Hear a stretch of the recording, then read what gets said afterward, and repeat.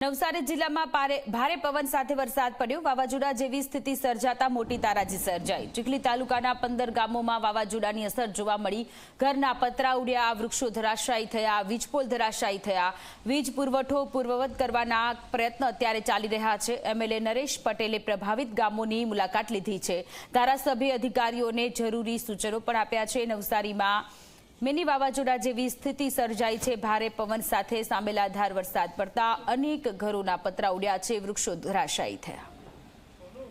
અનાજના ગોડાઉનના પણ પતરા ઉડ્યા, દિવાલો પડી, અનાજ પણ પલળી ગયું છે। મોટા પ્રમાણમાં અનાજને પણ નુકસાન થયું છે, પણ તેમ છતાં તંત્રને પણ કહ્યું છે કે પલળેલું અનાજની ખાસ કાળજી રાખજો કે લોકો વચ્ચે નહીં જાય, એનાથી કોઈ નુકસાન નહીં પહોંચે, એની પણ ચિંતા કરી છે।